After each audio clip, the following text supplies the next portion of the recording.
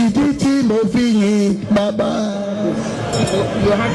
èmi nìkan ló yẹ ìwọ lọ́lọ́run mi ìwọ ẹlẹ́dàá mi ọba àwọn ọba olúwa olúwa ọba títí láyé kò lè yí padà bẹ́ẹ̀ni kò ní bẹ́ẹ̀ kó bẹ́ẹ̀ kó bẹ́ẹ̀. máa jẹ ní 5 minutes orí ti tó báyìí. títí ayé ṣé kí n má ṣe protocol. kí ni má ṣe protocol. ó yẹ bẹ̀rẹ̀ sí í ṣe ó ti Okay. àmà ni mo jẹ́. mo mọ.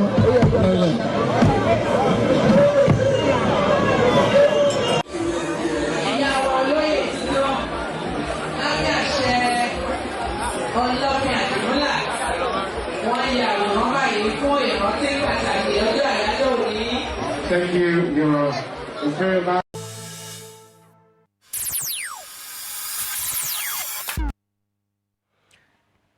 Mo kí gbogbo ọmọ káàárọ̀ oòjíire bí jákèjádò àgbáyé ń bekibi tẹ́ ti láǹfààní láti máa gbọ́ mi láti máa wò mí. Mo kí wa pákú iṣẹ́ akú àtàárọ̀. Àánú Olódùmarè ò ní fi wálẹ̀. Ìjáde ìwọlé wa ò ní méwu dání. Tá bá ti ń lọ láyọ̀ àtàláfíà ká máa padà sínú ilé wa láyọ̀ àtàláfíà. Odídẹrẹ́ kì í kú sóko ìwájẹ àní tàjò gbísàjẹ̀bù. Ọ̀nà àti jẹ́ kò ní dọ̀nà ọ̀run fún wa láṣẹ Èdùmàrè. Àkàndọ̀rọ̀ Awíkonko ló kọ tèmi. Àjàó àrò Awíkonko aṣọ lójú ọlọ́rọ̀. Bọ́lọ́rọ̀ bá gbọ́ kí n bàbá ńlá bàbá ọlọ́rọ̀ ó ṣe. Fẹ́yìn tẹ́ ẹ̀sẹ̀ ń gbọ́ mi tẹ́ ẹ̀sẹ̀ ń wò mí fún ìgbà àkọ́kọ́. Mo kí gbogbo yín níbikíbi tẹ́ ẹ ti láǹfààní láti máa wò mí láti máa gbọ́ mi. Now, ẹ ti rí fídíò tí mo kọ́kọ́ lò. Ẹ ti mọ̀ wípé amọ̀ràn bí ní Ọ̀yọ́ ni yóò dà. Tá a gbé kété omi elérí tí ń béèrè wípé sáà ń lo odò ni. Because a bá béèrè lọ́wọ́ orú onítọ̀hún wípé ṣé wọn a máa fi kété rugi lóko. Ìṣẹ̀lẹ̀ tó ṣẹlẹ̀ níwájú Pálàsì Oòduà nínú Afẹ̀wọ̀nrọ̀ garden tó wà níwájú Pálàsì Oòduà gangan. Níbẹ̀ ní ìṣẹ̀lẹ̀ tá a wí ti ṣẹlẹ̀ ló ti wáyé níbi ayẹyẹ ọdún 10 Kábíyèsí His Imperial Majesty Ọba Adéyẹyè Babátúndé Àkàndé Ẹnìtàn Ògúnwùsì lórí àlééfà lórí àpèrè àwọn baba ńlá baba wọn. Ibi ayẹyẹ ọ̀hún ni wọ́n fi ṣe lóníbejì tàbó ń bẹta torí pé ọ̀pọ̀lọpọ̀ àwọn èèyàn ńlọ ní tílé Ifẹ̀ fi joyè. Ẹni tó wá joyè lọ́jọ́ tí ṣẹlẹ̀ ìṣẹlẹ̀ òun náà ni olórí ààrẹ lórí ààrẹ gan tó ń jọba lọ olórí náà ló yẹ ká mọ̀ but traditionally wọn èso olórí first lady ni wọ́n. Ọọ̀ni tílé Ifẹ̀ fi Sẹ́nitọ̀ Olúrẹ̀mí Tinubu jẹ aṣíwájú Oòduà yèyé aṣíwájú ọmọ Oòduà lélẹ̀ tẹ́ everybody sọ wípé kò sí ní tó burú jù ń bẹ̀. Ayẹyẹ yìí ńlọ́wọ́ àgbàlejò àwọn èèyàn jàǹkànjàǹkàn káàkiri orílẹ̀-èdè Nàìjíríà àti lágbàáyé. Níbi ayẹyẹ tá a ti rí ààrẹ orílẹ̀-èdè yìí tẹ́lẹ̀ rí ààrẹ olóyè Olúṣẹ́gun Àrẹ̀mú Òkìkíọlá Ọbásanjọ́. Àwọn gómìnà tí ń bẹ́ẹ̀ nísìn gómìnà Dàpọ̀ Abíọ́dún bẹ́ẹ̀ Babájídé Sanwó-Olú bẹ́ẹ̀ gómìnà ìpínlẹ̀ Ọ̀ṣun sẹ́nẹ́tọ̀ Demola Adeleke ń bẹ níkàlẹ̀ gómìnà àná nípínlẹ̀ Ògùn ń bẹ níkàlẹ̀ sẹ́nẹ́tọ̀ Ìbíkúnlé Amósùn àtàwọn èèyàn jàǹkànjàǹkàn bẹ́ẹ̀. Ìyálájé Oòduà náà ń bẹ́ẹ̀ Chief Mrs. Tóyìn Kọ́ládé. Ọ̀rọ̀ yìí wá ṣẹlẹ̀ gómìnà ìpínlẹ̀ Ọ̀ṣun ní sọ̀rọ̀ lọ́wọ́ tàbí ká sọ wípé gómìnà ẹ̀sẹ̀ fẹ́ bẹ̀rẹ̀ sí ní sọ̀rọ̀ ní nǹkan kan wá ṣẹlẹ̀. Kí ni tó ṣẹlẹ̀? Ẹ̀yin náà rí, bẹ́ẹ̀ bá dẹ̀ rí ẹ gbọ́, bẹ́ẹ̀ bá dẹ̀ gbọ́ tẹ́ ẹ̀ rí, mo máa wòrán ẹ̀ wá fún yín, àkàálẹ̀ rẹ̀ n ó fi hàn yín. Ṣùgbọ́n kí n tó fi hàn yín, èmi tí kì í ṣe èmi ló ṣẹlẹ̀ sí, ara mi kò tì kọ̀ pé ń bo lórílẹ̀‐èdè yìí ń lọ. Èèyàn kan kì í fọlá jí ọ, iyì ló bá forí bíbẹ́ ṣe kò sọ́ba tí mú jẹ. Bẹ́ẹ̀ èèyàn bá jẹ́ ìyàwó olórí orílẹ̀‐èdè jù bẹ́ẹ̀ lọ, gómìnà ló ní ìpínlẹ̀. Bí gómìnà bá sọ wípé ojú ọjọ́ ọ̀dà nínú ìpínlẹ̀ òun o, kẹ́nìkan kan mọ̀ wá o, Ọlọ́run bá mi gbọ́, kò sẹ́ni tí ó wà á.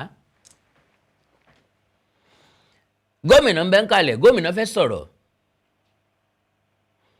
Ẹni tí ó bá ṣàjèjì sí mọ́ Gọ́vnọ̀ Demola Nurudeen Jackson Adeleke, always happy man, ẹni tí ò ní bànújẹ́ ńgbà kọ̀ọ̀kan rí, tọ́lọ́hùn sì ní jẹ́ kó rí tí ó bà á nínú jẹ́. Ta lè rí kábíyèsí, ta lè rí gómìnà sí kọ́kọ́ àwọn orin ìyìn Ọlọ́run lógo, kò sí ní tó burú ń bẹ̀ o, ká kọrin ká fi yìn Ọlọ́run lógo. Gómìnà sì máa jó, ó wà natural, whatever téèyàn bá lè sọ kó sọ, gómìnà Demola Adeleke yóò sì padà jó lọ́la. Nbi tó ti ń rí ìdùnnú tiẹ̀ nìyẹn. Ẹ ń bá gbà fún déédé, ẹni tí ó gbà fún déédé, ẹ ń bá fẹ́ràn rẹ̀ déédé, ẹni tí ó fẹ́ràn rẹ̀ déédé. Alára ló lára, aláyé ló láyé ẹ̀, alára ló mọ̀ pé ò le, kálukú lọ́mọ tí ń dùn nínú. In fact, Gọ́vnọ̀ Demola Adeleke jẹ́ ẹ̀kọ́, ó jẹ́ inspiration fọ́pọ̀lọpọ̀ èèyàn. Ń pé torí pé èèyàn wà ń pò kan, kò túmọ̀ sí pé èèyàn gbọ́dọ̀ ṣe ní tí yóò múnú èèyàn dùn. Táwọn èèyàn máa ń complain nípa ní Adéyẹyẹ ní Tògúnwùsì náà nìyẹn. Wọ́n lọ́pọ̀lọpọ̀ nǹkan ní kábíyèsí ń ṣe tí ó yẹ kí wọ́n ṣe. Meanwhile, gbogbo ohun tí Ọọ̀ni ń ṣe pátápátá ló wà natural. Ọọ̀ni ò act, Ọọ̀ni ò pretend, Ọọ̀ni is always Ọọ̀ni. Níwájú gbogbo ayé ń bẹ̀. Ìyàwó ààrẹ Sẹ́nétọ̀ Olúrẹ̀mí Tinubu, wọ́n tẹ gbogbo ìpínlẹ̀ Ọ̀ṣun lójúmọ́lẹ̀ láti lọ sọ fún Gọ́vnọ̀ Demola Adeleke wípé orin ti tó. Òun fún oníṣẹ́jú 5 o. Tó bá dẹ̀ kọjá ìṣẹ́jú 5 yìí, wọ́n sọ pé kán pa microphone mọ́ lẹ́nu. Ó wà very very embarrassing. Kódà ká lè yàn bá àyàn jà tẹ́lẹ̀tẹ́lẹ̀ gan, kò yẹ kó tó bẹ́ẹ̀ yẹn. À ń bọ̀sìn Demola Adeleke ọ̀pọ̀ ọmọ ẹnì kankan, kò gba ìyàwó èèyàn kankan, kò gba ayé ọba, kò gba ti joyè. Ògbé kálukú ọmọ ṣẹlẹ̀ ayé ẹ̀. Gbogbo àrà tó bá wù yín ẹ dá. Kó má díje lábẹ́ PDP, kó má ṣe nǹkan kan, Ọlọ́run ló nípò. Bí kádàrá bá ní yóò padà débẹ̀, yóò débẹ̀. Bó ti wù kéèyàn ó ṣe tánàdí tó, ń gbọ́n ṣe tánàdí Bọ́lá Ahmed Tinubu ṣe bó padà jàre. Bọ́ bá sì ti wà nú àkọọ́lẹ̀ wípé ẹ̀kan tí yóò ṣe ni ló ti ṣe òun, ó ti break record. Nínú ilé wọn nìkan, a rí gómìnà 2. Ẹ̀gbọ́n rẹ̀ ṣe gómìnà, ó ṣe sẹ́nétọ̀, òun náà ṣe sẹ́nétọ̀, ó ṣe gómìnà. Rẹ́kọ̀dù kan tó jù bẹ́yẹn lọ ò tún sí mọ́. Bọ́ bá wá jẹ́ pa bá kórìíra èèyàn gan, kò yẹ kó tó bẹ́ẹ̀. Aya rẹ̀ lè rán èèyàn lọ, lóòótọ́. Ó ní pé n tó mú ìyàwó ààrẹ ṣe bẹ́ẹ̀ ọ wà, màá sọ fún yín. Ṣùgbọ́n irrespective tó wò kó jẹ́, kò yẹ kí wọ́n embarrass gómìnà wa tó bá wọn. Gbogbo ọmọ ìpínlẹ̀ Ọ̀ṣun pátápátá ni wọ́n rí fín náà tẹ̀ lójúmọ́lẹ̀. Now, oríṣiríṣi àwọn èèyàn ni wọ́n ti pé ìyàwó ààrẹ pé kó tọrọ àforíjì lọ́wọ́ Demola Adeleke. Àpilẹ̀kọ tí wọ́n sì tún rí tí ìyàwó ààrẹ fi síta nípa àwọn alágbàtà ní máa ń sọjà àdọ̀ wọn. Àwọn náà máa ń rí ìdímínì sí nǹkan tí ò nítumọ̀. Pé gbogbo nǹkan tó ṣẹlẹ̀ ńbẹ̀ yẹn kì í ṣe nǹkan tó lọ dandan. Kì í ṣe tó yẹ ká máa gbàgbé ẹni gbàgbọ́ ọtí. Wọ́n ti gbàgbé pé bí ó bá ṣíṣẹ̀lẹ̀ kò ní sí tàn, ní tó bá ṣẹlẹ̀ náà láyé ó sọ̀rọ̀ sí. Ẹnìkan kì í sì gbọ́n tán. kódà Aṣíwájú Bọ́lá Ahmed Tinubu kọ́ ló gbọ́n jù lórílẹ̀‐èdè Nàìjíríà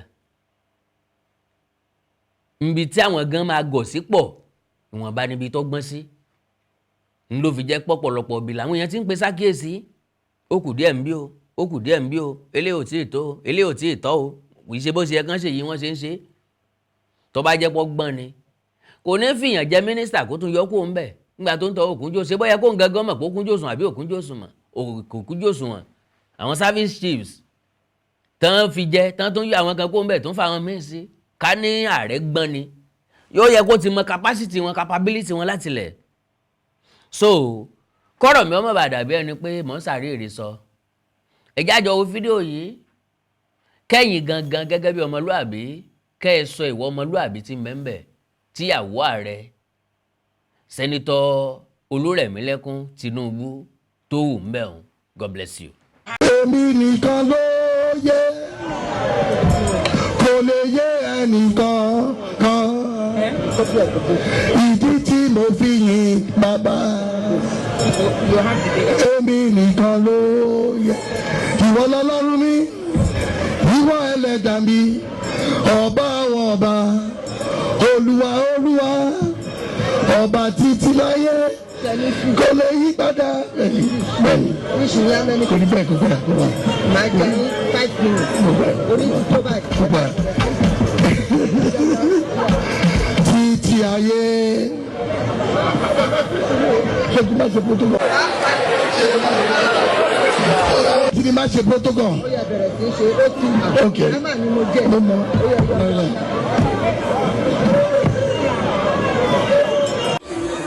ìyàwó olóyè títọ́ lábẹ́ àṣẹ ọlọ́fin Demola wọ́n ya àwòrán báyìí fún ìrántí pàtàkì ọjọ́ àyájọ́ òní. Thank you, viewers. It's very much. Gbogbo etí tó ń gbọ́ wa nílé mo sì kí gbogbo ojú tó ń wò wá nílé pé ojú tẹ fi ń wò wá ò ní fọ́ etí tẹ sì fi ń gbọ́ wa ò ní di. Orúkọ tèmi ni Godwin tí gbogbo ẹ̀yin èèyàn mọ̀ sí ìyá Ìjẹ̀bú. Gẹ́gẹ́ bí ẹ ṣe mọ̀ ní ìṣe wa wípé ìlera yín òun ló jẹ wá lógún a tún ti dé bí a ṣe ń dé o. Gbogbo ẹ̀yin tí ẹ ní ìṣòro tó jẹ́ pé ọkùnrin tó dàbí obìnrin nínú ilé ọkùnrin tí ò lè ṣojúṣe ẹ̀ pẹ̀lú ìyàwó ẹ kàn sí iléeṣẹ́ Godwin ẹ̀yin tó jẹ́ pé pépà lẹ máa kà lálálẹ́ ẹ má ka pépà mọ́ ẹ kàn sí wa a ní pákéjì oríṣiríṣi fún yín a ní 3-in-1 a ní 2-in-1 fẹ́yìn ọkùnrin tó lè jẹ́ tó máa jẹ́ kẹ́ ṣe bó ṣe yẹ kẹ́ ṣe. Bákan náà ni ìṣòro tí a ń pè ní arthritis yìí ó ń ṣọkùnrin ó ń ṣobìnrin orúnkún ríro ìbàdí ríro ọrùn ẹsẹ̀ ríro ẹlòmíì ó lè jẹ́ osteoarthritis lónìí ẹlòmíì rheumatoid arthritis ẹlòmíì ìdẹ̀rẹ̀ kò ní lè bẹ̀rẹ̀ mú nǹkan lẹ̀ ẹlòmíì ò lè bẹ̀rẹ̀ kírun ó ṣeé ṣe kó jẹ́ sciatica ni ó ṣeé ṣe kó jẹ́ lumbar spondylosis ni ẹlòmíì ìdẹ̀rẹ̀ arthritis ni tó bá ti di pé ìbàdí ń ro ẹ̀ ò lè bẹ̀rẹ̀ ẹlòmíì orúnkún ríro ẹlòmíì ẹsẹ̀ á máa gbóná ẹlòmíì àpapọ̀ rẹ̀ á máa gbóná ẹlòmíì ẹsẹ̀ á máa gbọ̀n ẹlòmíì ara á máa tá orí á máa tá apákan ara máa tá ẹ kàn sí iléeṣẹ́ Godwin ìyá Ìjẹ̀bú ẹlòmíì ò lè fojú ọwọ́ ẹ̀ báyìí gbogbo ọwọ́ á máa ró gbogbo ẹ̀yin tẹ́ tí ń lò náà ẹ máa jẹ́rìí sí ẹ kàn sí iléeṣẹ́ Godwin ìyá Ìjẹ̀bú.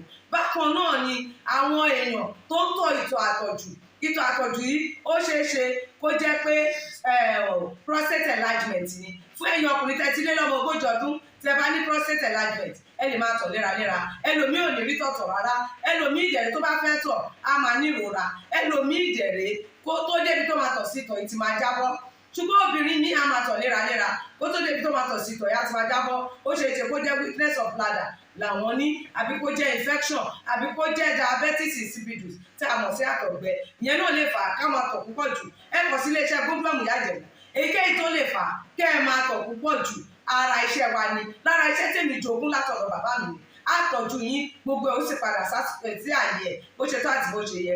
Bákan náà ni àwọn tó ní hepatitis ooru inú ẹ̀dọ̀ ni ṣùgbọ́n tí hepatitis bá ti pẹ́ lára ó lè ba ẹ̀dọ̀ jẹ́ ó lè fà á kéèyàn ní enlarged liver ó dẹ̀ lè fa oríṣiríṣi ìṣòro sí ẹ̀dọ̀ yẹn ẹlòmíì á máa ní àmì bí kínú máa dùn bí kójú máa pọ́n kítọ̀ ẹ̀ máa pọ́n ẹlòmíì dẹ̀ kò ní rámì rárá bóyá lọ ṣàyẹ̀wò wá kàn sọ fún pé ó wà positive ẹ kàn sí wa ẹlòmíì ìdẹ̀rẹ̀ ó lè jẹ́ liver cirrhosis lòun ní èyíkéyìí tí ẹ ó ìbàjẹ́ ẹ kàn sí iléeṣẹ́ Godwin ìyá Ìjẹ̀bú bí mo ṣe sọ̀rọ̀ ẹ̀yin tẹ́ ní prostate ó jẹ́ prostate enlargement ni ó jẹ́ prostate cancer ni ẹ kàn sí wa pẹ̀lú ògo Ọlọ́run ẹ lè rí bákan náà mọ́ mo ti sọ fún yín gbogbo ìṣòro yòówù kẹ́ni ewé àti gbòpọ́nbélé tí àwọn bàbá wa ń lò láyé àtijọ́ tá a ti gbé kalẹ̀ lọ́nà ìgbàlódé tó sì ṣe bẹbẹ lágbára òun là ń lò fún ọmọdé àti àgbà ẹ kàn sí wa ẹ ní kábàámọ̀ pẹ̀ ṣe bẹ́ẹ̀ ẹ̀rọ ìbánisọ̀rọ̀ mi ní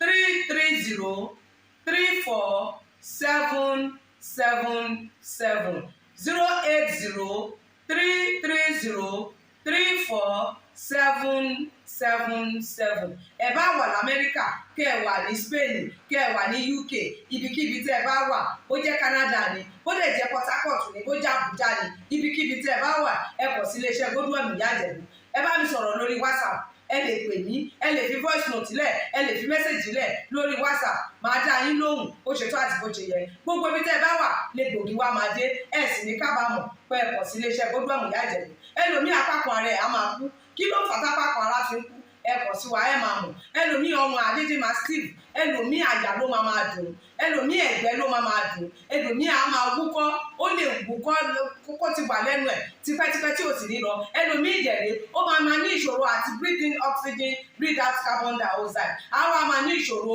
á máa ní kàtà gbogbo ìgbà kí ló ń fà ó ṣeéṣe kó jẹ́ asthma ni ó ṣeéṣe kó jẹ́ bronchitis ó lè ṣeéṣe kó jẹ́ pneumonia cough ìwọ ní tó bá ti kàn sí wa èyí tó bá jẹ́ nú ẹ̀ ló máa determine irú egbògi tá a lè kẹ́ra láti lè ṣe wa ẹ ṣe mọ̀ mo ti sọ fún yín o ẹ̀rọ ìbánisọ̀rọ̀ wa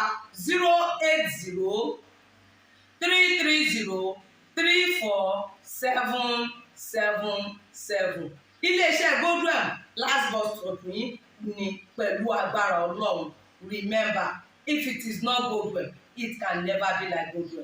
I used to tell you health is something to be treasured. Gbogbo Limited ilé-iṣẹ́ tó ń talẹ̀ tó ń ta ilé wọ́n tún bá ní kọ́lé ọ̀gá ni wọ́n jẹ́ Sifa Gold Farm Estate kẹ́sẹ̀ rí ọ̀rọ̀ wa Treasure Homes ara ẹ̀rí iṣẹ́ wọn ni. Pro Limited ọ̀gá àgbà nínú àwọn tí ń talẹ̀ tí ń talẹ̀ tí tó ń bá ní kọ́lé àgbà ọ̀jẹ̀ ní ilé iṣẹ́ tó ṣe é fọkàn tán gbára gbọ́kànlé fún ilẹ̀ ilé gbígbé ilé iṣẹ́ tàbí ilẹ̀ oko àwọn lóní Treasure Homes tó wà ní Lasamaja 3 bedroom apartment tó dúró rekete tí wọ́n gbé kalẹ̀ ní 75 million naira wọ́n ní 2 bedroom apartment lábúlé Ẹ̀gbá 50 million naira wọ́n gbé kalẹ̀ bákan náà ni wọ́n ní 3 bedroom bungalow ní Treasure Island tí ń bẹ ní Mòwe Ọ̀fadà 17.5 million naira ní bóyá tó lóun ọ̀gbìn àbí tó ní nǹkan ọ̀sìn àǹfààní ńlá láti sílẹ̀ ní Sifa Gold Farm Estate tó jẹ́ ti Agview Pro Limited plot ilẹ̀ mẹ́ta lẹ ti máa bẹ̀rẹ̀ 1.5 million naira ní tẹ́ bá fẹ́ sanwó ẹ̀ lójú ẹsẹ̀ Mr. Olúṣọlá ẹnu oníkan láti gbọ́ pọ̀n ẹnu ọlọ́fà láti gbọ́ mọ́ta ọ̀rọ̀ ọlọ́rọ̀ kì í dùn lẹ́nu tẹ́mi ẹ ṣàlàyé Sifa Gold Farm Estate ká mojú ẹ̀. Good day, investor. Can you still believe that with 500,000 naira you can hold a plot of land to yourself? Yes, that is what Agview Pro stands for. Through Sifa Gold Farm Estate at Ikanabalogun by Obofomi Owode local government. And our farmland is strategically located. As you can see, this is the water. And this water is through our farm estate. Let me take you through to come and see how people are growing their farms here at our farm estate. You can see some are just taking possession and they are burning their land now to ready for crop. And while some have taken possession already, you can see the name, some have cleared. And if you can see some that I want to grow the maize, their maize is coming out now. And as we move forward, you see those who are doing the plantation farming and their plants are already growing in less than 2 months. ọ̀rọ̀ lẹ ti gbọ́ ohun àsùngbàgbé òní kan mi ó yá ní mọ̀nà wá ẹ máa pe Agview Pro Limited sórí +234 803 940 6444 àti +234 802 626 9326 Agview Pro Limited òótọ́ inú ló sọ wọ́n dọ̀gá professional touch ń ló gbé iṣẹ́ wọn lárugẹ. ẹ káàbọ̀ padà well now mo nígbàgbọ́ pé ẹ wo fídíò yẹn dáadáa ìwọ ọmọlúàbí wo ní bẹ́ẹ̀ ìyàwó ààrẹ lọ́ọ̀rì bá gómìnà ìyá ni mí o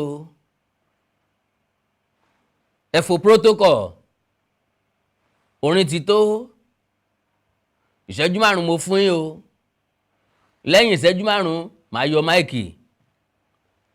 Ó wà very very embarrassing. Now kí ni reason tí Madam Olúrẹ̀mí Tinubu ṣe gbé ìgbésẹ̀ tán ṣe nǹkan tán ṣe? Ìwádìí fi hàn pé lóòótọ́ ni pé ilẹ̀ ti ń ṣú, ọjọ́ ti ń lọ. Madam ò tí make speech tiwọn. Wọ́n dẹ̀ sọ wípé helicopter wọ́n gbé wá, kì í ṣe pé wọ́n sọ gan helicopter wọ́n gbé wá. Wọ́n dẹ̀ ní táago 6 bá ti lù, helicopter ò lè gbéra mọ́. But that is the reason and purpose tí wọ́n fi ń kánjú. Bó bá wá jẹ́ bẹ́ẹ̀, ìyẹn máa pè kánú àwọn èèyàn tó wà nílẹ̀ bóyá security gbàwé pélébé yìí o fún gọ́vnọ̀. tó gọ́vnọ̀ o ẹjọ́ torí àsìkò wa o àwa ń padà sábújá o àwa ń padà sékòó o helicopter la gbé wá helicopter wo ò sì ní lè gbéra mọ́ táago 6 bá ti lù.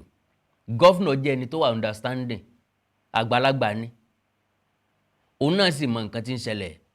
Now òní yóò wá sọ pé tó pẹ̀lú àsìkò wa àti àwọn nǹkan tó tún kù tá fẹ́ ṣe gbogbo ẹni tí ń bá lè kí gbogbo mo fẹ́ fún protocol nǹkan ìyẹn jẹ́ ọ̀rọ̀. So lórúkọ gbogbo ọmọ ìpínlẹ̀ Ọ̀ṣun, inú wa ò dùn sí ìgbésẹ̀ first lady láti wá tẹ̀ wá lójúmọ́lẹ̀ nílùú wa. Tó bá jẹ́ pé ìlú Àbújá ló ti ṣẹlẹ̀, a lè béèrè pé kí ni Demola Adeleke náà wá lọ. Ṣùgbọ́n onílùú ló nílùú, onílé ló nílé, onílẹ̀ ló nílẹ̀. Gbogbo ń tọrọ mọ́ ìpínlẹ̀ Ọ̀ṣun lónìí, àti èèyàn tí ń bẹ ń bẹ o àti gbogbo nǹkan tí ń mí àtèyí tí ọ̀sẹ̀ mi ń bẹ, gómìnà ló ní gbogbo wa. Respect á máa wà fún ìyàwó ààrẹ lóòótọ́, ṣùgbọ́n gbà tẹ́ bá dé national ni o. So ẹ má jẹ́ ká mọ rí àwọn nǹkan kan lára yín tí ó fi mọ́ mú ẹnu àbùkù kàn yín. First lady mọ̀ ń sọ Madam Olúrẹ̀mí Tinubu bá fẹnu àbùkù kàn yín kò sí nǹkan tẹ́ ṣe. Kò sára tẹ́ fi wá dá, kò sọ́sẹ̀ tẹ́ fi wá gún. Ṣùgbọ́n dáa káyé ó máa ròyìn èèyàn dáadáa ju ká máa kàn yàn lábùkù lọ. Gbogbo àní nǹkan sára sí ní nǹkan sára sọ́kọ yín là ń gbàdúrà fọ́kọ yín kó ṣàṣeyọrí. Ẹ̀yin náà ẹ má wá ṣèṣe ẹ má yọ àyọ̀pọ̀rọ̀ tí àkèrè yọ̀ tó iṣẹ́ ń tan. Ìwọ̀ntúnwọ̀nsì ló yẹ kí nǹkan mọ̀. Bó bá wù yẹn tọrọ àforíjì, tó bá wù yẹn má tọrọ àforíjì. Àwa ti sọ fún yín pé nǹkan tẹ́ ṣe ó kù púpọ̀ káàtó, kò tọ̀nà, kò sì dáa. Ọmọlúàbí kan gbọ́dọ̀ tún ṣe bẹ́ẹ̀ mọ́. Oníyànṣe ọlọ́bẹ̀ṣẹ́ ẹ̀yin tẹ́ bá fẹ́ jẹ́ iṣẹ́ ẹ̀kọ́ ìbínú Àkàndọ̀rà Ìkòǹkò ló kọ́ mi. Fẹ́ni tó ẹ̀sẹ̀ ń wò mí gbọ́ mi fún ìgbà àkọ́kọ́, ẹ láìkì péjì mi Awikonko TV, ẹ subscribe sí YouTube channel mi Awikonko TV. Ẹni nǹkan pàtàkì tẹ́ fẹ́ kájọ sọ ẹjá sọ lẹ́yìn lórí WhatsApp nìkan +234 904 851 9362 +234 904 851 9362. Ìdí àti àṣàlẹ̀ káàrọ̀ òjìrè òní wọ́mi o, orílẹ̀-èdè ilẹ̀ káàrọ̀ òjìrè òní dàrú, ìlú ẹnìkọ̀ọ̀kan wa yóò tòrò mìnìmìnì àjùwà ṣe o. Awikonko Development Fans Club, ilé aláyọ̀ ilé wa. Awikonko Development Fans Club, ilé aláyọ̀ ilé wa. Ẹgbẹ́ tó dúró fún ìdàgbàsókè àti tẹ̀síwájú èdè àṣà àtún àjogúnbá ilẹ̀ Yorùbá. Ẹgbẹ́ tó fẹ́ ìrẹ́pọ̀ gbogbo ọmọ Yorùbá tó tún gbé àṣà àti ṣe Yorùbá lárugẹ. Awikonko Development Fans Club, ilé aláyọ̀ ilé wa. Awikonko Development Fans Club Worldwide, ẹgbẹ́ tí kò rọ̀gbọ̀kú lé ìjọba, ẹgbẹ́ tó dúró fún ìdàgbàsókè àti ìtẹ̀síwájú èdè àṣà àtún àjogúnbá ilẹ̀ Yorùbá pẹ̀lú àtìlẹ́yìn gbajúgbajà pèdèpèdè ní àkàndá ọ̀rọ̀ Awikonko, ẹgbẹ́ tó ń fẹ́ ìrẹ́pọ̀ gbogbo ọmọ Yorùbá, ẹgbẹ́ tó ń gbé àṣà àti ṣe Yorùbá lárugẹ, ẹgbẹ́ tó dúró láti ṣàtìlẹ́yìn tó gbọngbọ́n fún àkàndá ọ̀rọ̀ Awikonko àti àwọn ètò rẹ̀ káàkiri àgbáyé. Àǹfààní wà láti darapọ̀ mọ́ wa, ẹ bá wa sọ̀rọ̀ lórí WhatsApp nìkan, ẹ lè pè wá, ẹ lè send text message tàbí voice note pẹ̀lú àwọn nọ́mbà wọ̀nyí +234 8053 270136 tàbí ààrẹ ẹgbẹ́ Adéolú Adékọ́lá lórí +170 48912729. Awikonko Development Fans Club Worldwide, ilé aláyọ̀ nílé wa.